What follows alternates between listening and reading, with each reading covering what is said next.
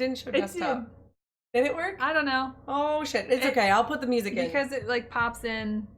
It pops, I don't know, maybe not. Who knows? Whatever. I think it broke. RCA. Race class alignment. Welcome. So I'm super excited. I don't even know. Okay, we've already kind of touched base a little bit on streaming and anxiety, because we needed to talk about it. Yes. It needed to come out.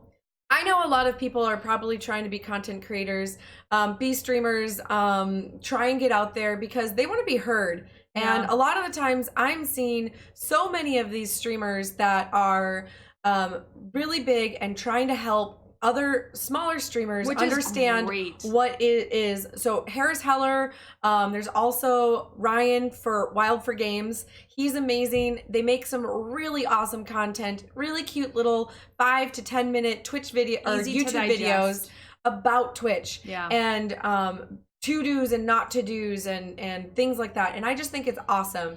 Still, it starts with you. And the problem is there's so many things that stop us from doing things. And don't think about the end goal. Don't think about being the next, Harris Heller or PewDiePie or, Ninja.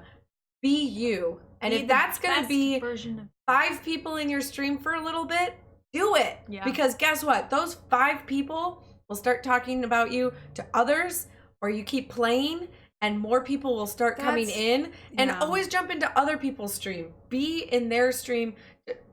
Share the love. That sounds so weird. Be in their stream. Be in their stream. Don't cross stream. Yeah, no, we'll have to come up with something better than that.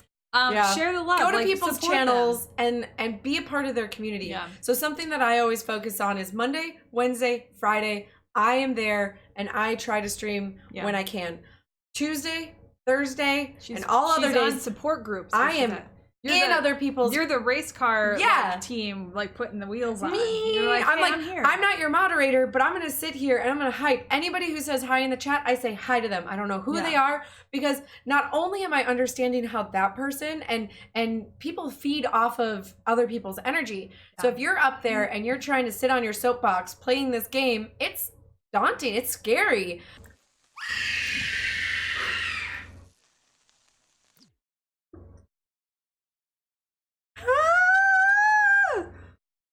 I did not like that.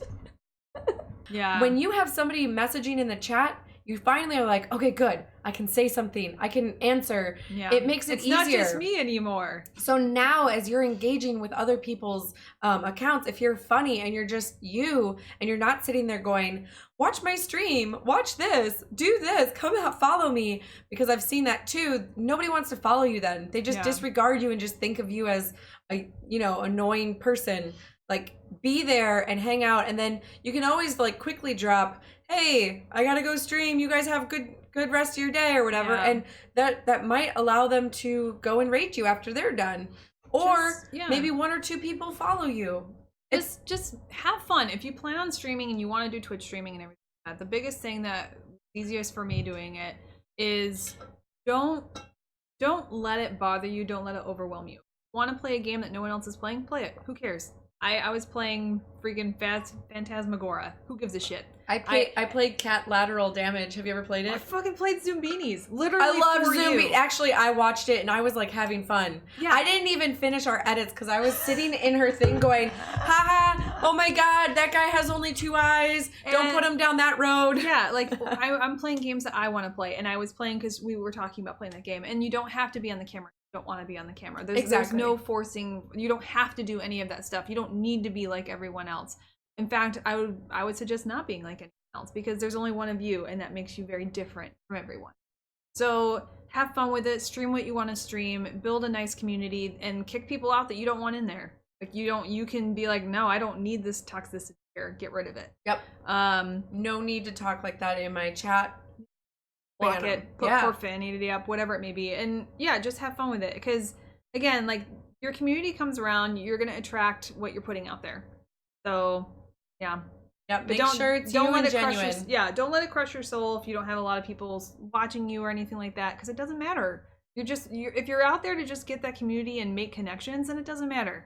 It'll happen. People will find you, they'll dig you, they'll hang out. I love it. Anyway. Do you have anything else with that? Exclusive? Oh, yeah, on platforms. Yes. So we had to bring that anxiety up again, but that was kind of like more of our rage quit. I think that's more, so yeah, we have rage quit now that we just created as a segment, so yay. But I think that's just also kind of the tying end of releasing what we just rage quitted about. Yeah. Yeah. Because now I feel better. Otherwise, we're going to have to call this like therapeutic corner. Like today at the end of this episode, we just sorry we took you through the mud and dirt of our episode. We are now going to clean you. Spartan race. Here is our bath water. Oh. So one of the things I want to talk about today, I was watching one of my fellow podcasters / Run Jump Stop, and he was talking about the Final Fantasy VII release. And we were chit-chatting about it, where it's like the Final Fantasy release is a PS4 exclusive. However, Xbox had announced something online saying they're like, oh, Final Fantasy coming to Xbox. Well, some shit happened. They got told, no, not happening. They had to retract it off the internet and also apologize for saying anything, which comes to, like, is it going to be exclusive? Why is it exclusive for only PS4?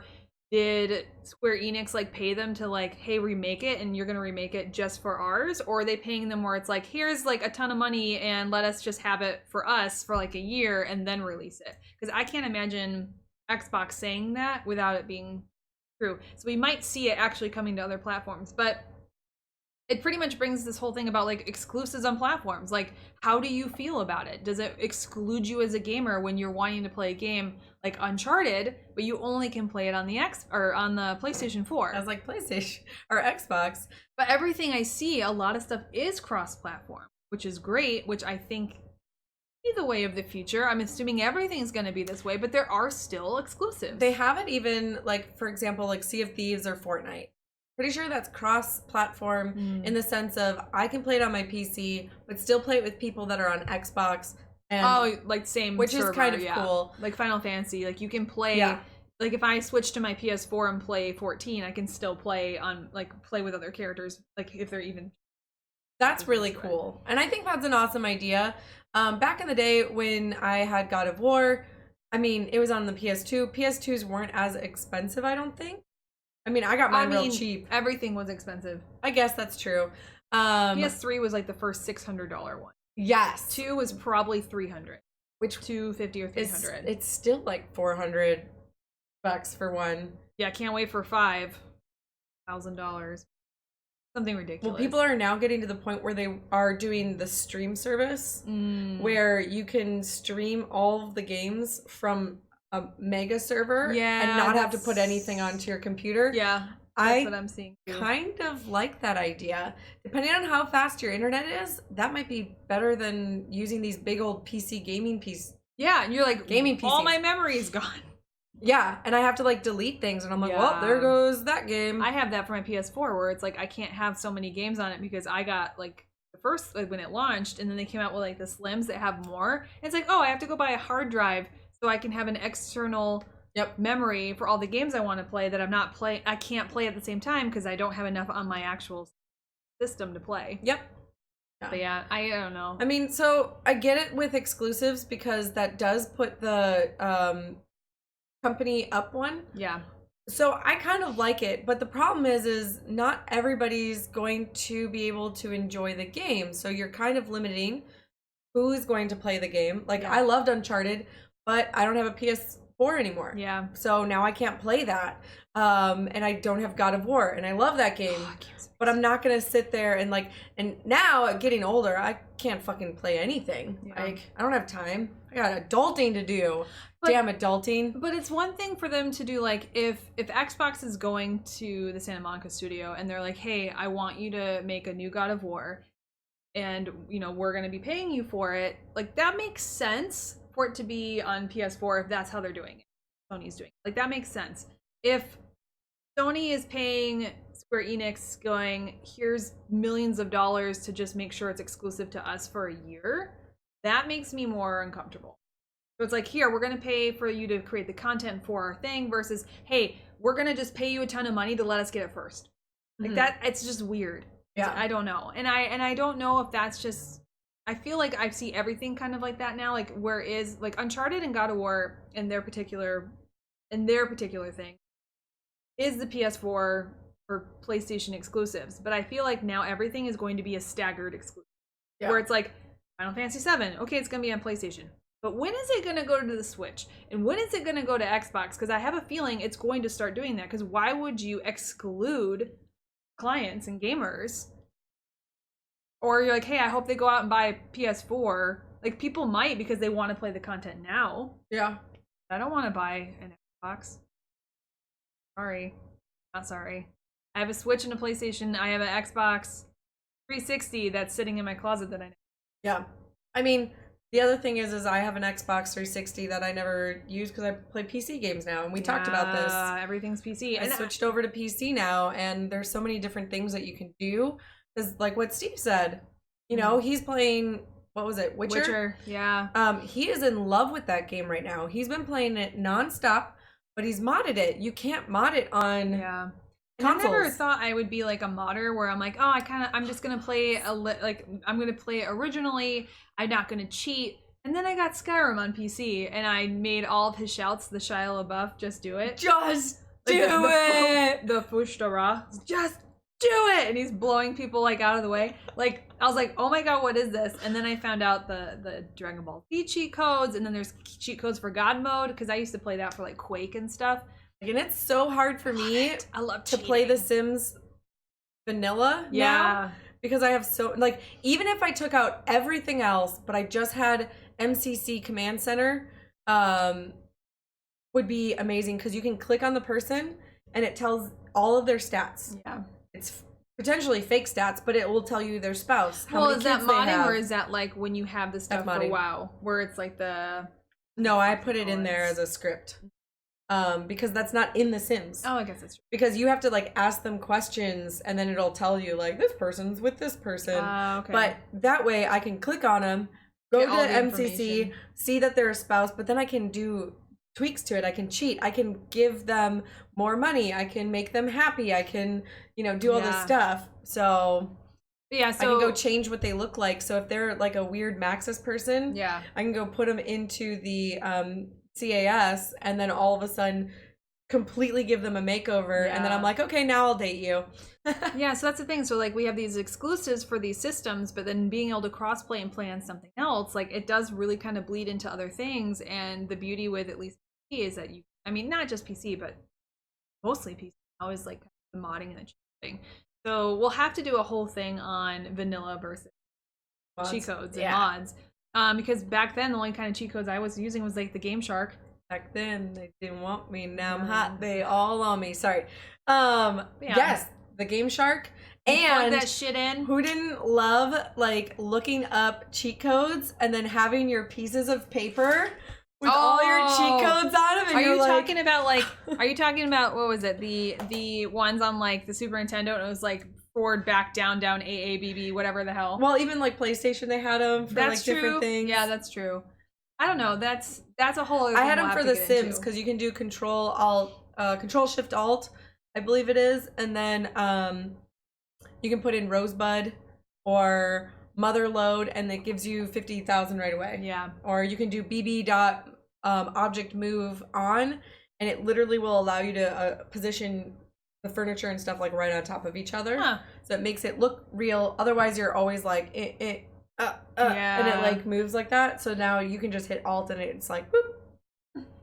Super easy. But yeah, so let us know, like with exclusives on different platforms, like does that turn you off? Are you like, well, no, it's only coming out for PS4. I'm just not gonna be bothered by it, or does it make you actually want to go and get another system? Do it. Or do you wait until maybe a couple years from now, like with Diablo? Like that was years and then it came out on Switch. Yep. Hey Switch, thanks for putting some mature games on there. Yeah, by the way. There's some really cool ones coming. Go back to the last episode. No, we never talked about it, I don't think. We have some behind the scenes then at some point. We have behind the scenes. I shared this amazing, horribly amazing game that's coming out on Twitch. Anyway. Perfect. Yeah. That is the end of our... I don't know why that was the end. I think she was trying to do that. Now it's like a wall. It was a violent end. That was. I don't know what's happening anymore. It's fine. Thank you guys for being super awesome. If you were able to watch through all this video, go ahead and hit subscribe. And more importantly, make sure to like the episodes. Give us a thumbs up. It makes us feel better. Force us on your friends. Go, hey, you should watch this. They're really weird. And they talk about bathwater. Then hit that like and make them hit like. Yay! Like all the things. So make everyone hit like. Follow us on Instagram. Geek Responsibly Podcast. And also hang out with us on Twitch. Yep. I'm under the Huku, which is not the Hulu. So the and then Huku. H-U-K. I'll put it over there. I don't know why it's in front of me. I'm mirrored. And then I'm Genesis. And the Huku. Yeah, no. Fine. Oh. It's fine. You can find us. We're usually being nerds and playing games. She's playing more often than I am, so it's very rare because now I want to edit. Which I can't wait. We're gonna splice this up. She's like, I can't wait. I don't want to do it. I want to do some, but not all. Okay, the fun bits. Yes. Have a good day. Yep. Just kidding. Always remember to geek responsibly. Bye. Bye.